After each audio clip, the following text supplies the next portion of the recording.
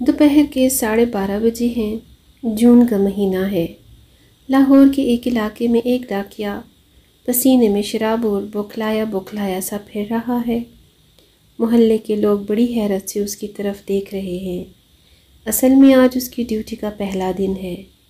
وہ کچھ دیر ادھر ادھر دیکھتا رہا، پھر ایک پرچون والے کی دکان کے پاس سائیکل کھڑی کر کے دکاندار کی طرف بڑھتا ہے۔ قاتل سپاہی کا گھر کون سا ہے؟ اس نے آہستہ سے پوچھا۔ دکاندار کے پیروں تلے سے زمین نکل گئی۔ اس کی آنکھیں خوف سے ابل پڑیں۔ قاتل سپاہی؟ مجھے پتہ نہیں۔ اس نے جلدی سے دکان کا شٹر گرا دیا۔ ڈاکیا پھر پریشان ہو گیا۔ اس نے بہت کوشش کی کہ کسی طریقے سے قاتل سپاہی کا پتہ چل جائے، لیکن جو کوئی بھی اس کی بات سنتا چپکے سے کھسک جاتا۔ ڈاکیا نیا تھا، نہ جان نہ پہچان، اور اوپر سے قاتل سپاہی کے نام کی رجسٹری۔ آخر وہ کرے تو کیا کرے؟ کہاں سے ڈھونڈے قاتل سپاہی کو؟ اس نے پھر نام پڑھا۔ نام اگرچہ انگلش میں تھا، لیکن آخر وہ بھی مڈل پاس تھا، تھوڑی بہت انگلش سمجھ ہی سکتا تھا۔ بڑے واضح الفاظ میں قاتل سپاہی، غالب اسٹریٹ، لاہور لکھا تھا۔